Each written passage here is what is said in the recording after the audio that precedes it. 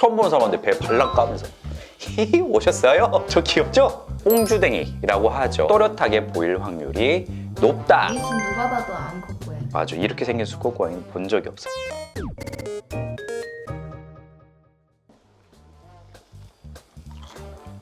벌크업 할 때 너무 좋을 것 같은데? 맛있어.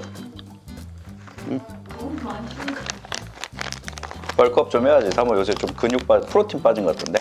안녕하세요, 미양철 김명철 수의사입니다. 고양이들, 수컷 고양이, 암컷 고양이 어떤 차이가 있을까요? 휴머님 알고 계시나요? 남자애들이 좀 큰 것 같아요. 호섭이 같은 애. 맞습니다. 고양이들의 외모부터 한번 비교를 해보겠습니다.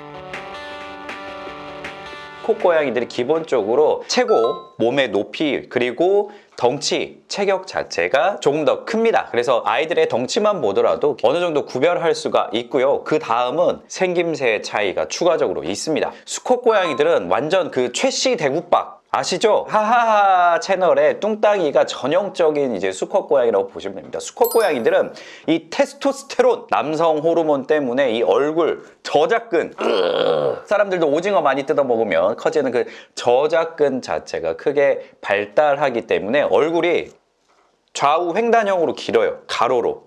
이게 중성화 수술을 늦게 하면 늦게 할수록 볼이 더 빵빵해질 확률이 높습니다. 암컷 고양이들은 얼굴이 조그맣고 동글동글하고 턱이 조금 짧을 확률도 높고요. 이신 누가 봐도 암컷 고양이. 맞아, 이렇게 생긴 수컷 고양이는 본 적이 없어. 수컷 고양이들이 암컷 고양이들에 비해서 조금 더 우리가 뽕주댕이라고 하죠. 여기 요 수염이 나 있는 이 주둥이 자체도 조금 더 돌출돼서 또렷하게 보일 확률이 높다. 개들은 수컷 같은 경우에 생식기가 배 쪽에 정확히 있잖아요. 누가 봐도 수컷 개는 수컷 개입니다. 하지만 수컷 고양이, 암컷 고양이 둘 다 생식기가 항문 아래쪽에 위치하고 있기 때문에 소변 보는 모습을 봐도 똑같아. 구분을 못하는 경우도 있습니다. 특히 팔주령 새끼 고양이일 때는 너무 비슷해요. 왜냐면 그때는 고환이 완전히 발달할 때가 아니기 때문에. 12주령 정도가 되면 수컷 고양이와 암컷 고양이를 좀 더 확실하게 구분할 수 있는데요. 동고 바로 아래쪽에 땅콩 자리가 생기고 나서 그 아래 생식기가 있으면 수컷, 그리고 항문이 있고 바로 아래 생식기가 있으면 요거는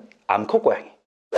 사람도 여자아이가 조금 더 빨리 성장하고 성적 성숙도 빨리 이루어지잖아요. 성장하는 속도도 차이가 있어요.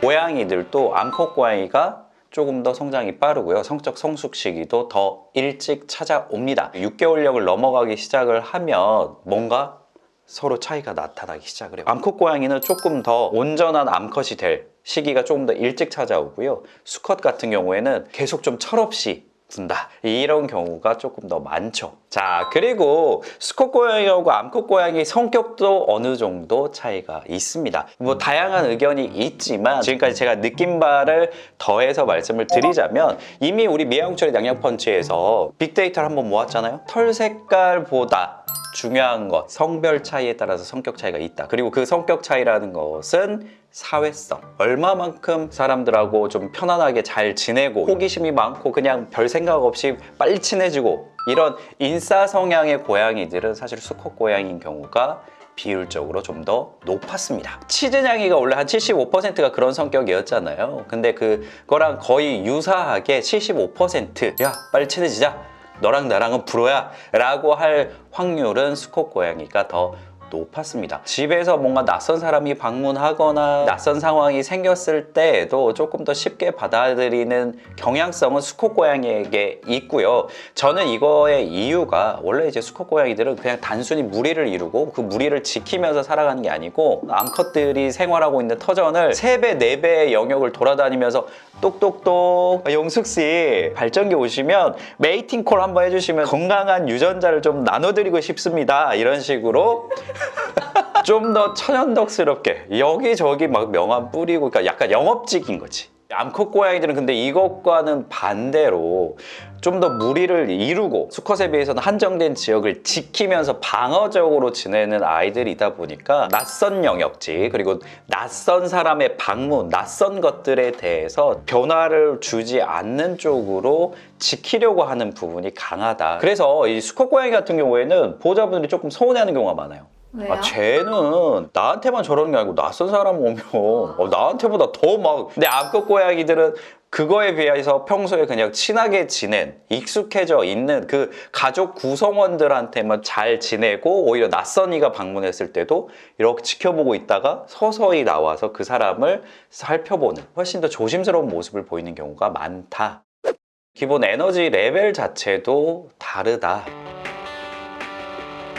밤에 훨씬 더 수컷 고양이가 우다다도 많이 하고요. 사이드 스텝도 많이 하고 그냥 천방지축 와라라라락 뛰어노는 모습의 수컷 고양이가 압도적으로 강력하다. 이거 근데 되게 중요한 부분이에요. 그에 비하면 암컷 고양이들은 이런 활동성 자체에 대한 모습이 수컷에 비해서는 상대적으로 덜하다. 진짜 사냥놀이를 엄청나게 열심히 많이 해줄 수 있는 상황이어야 수컷을 데려오는 걸 전 좀 추천을 드려요. 이렇게 넘치는 에너지 레벨이 채워지지 않은 상태에서 이 친구가 외동묘고 만약에 집 환경 자체가 좁다. 그러면 이 집은 틀림없이 다음과 같은 상황 중에 하나가 나타날 수밖에 없어요. 보호자를 계속 밟아서 장파열 은 아니고 잠을 못 자는 상황이 생길 수 있거나 아니면 우리 집 고양이가 미친 듯이 물어요. 틈만 나면 저를 사냥감인지 알고 물어뜯어요. 또는 계속해서 탈출하는 고양이. 이 집 살만하네. 너 같은 보호자 나 좋아.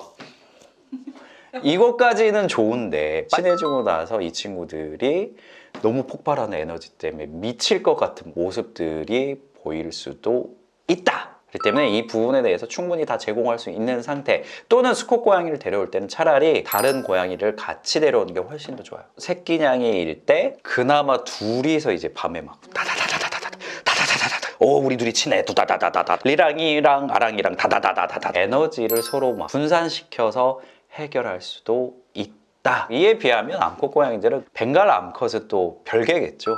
그리고 코숏 암컷들도 에너지 레벨이 워낙 높은 편이기는 하지만 같은 품종이라고 하면 암컷 고양이들이 그래도 조금 더 에너지 레벨이 낮은 편이고 남는 에너지 때문에 보이는 문제 행동들이 조금은 덜할 수 있습니다. 요거는 기본적인 경향성이기 때문에 양반향이라는 사실은 꼭 기억하시는 게 중요합니다.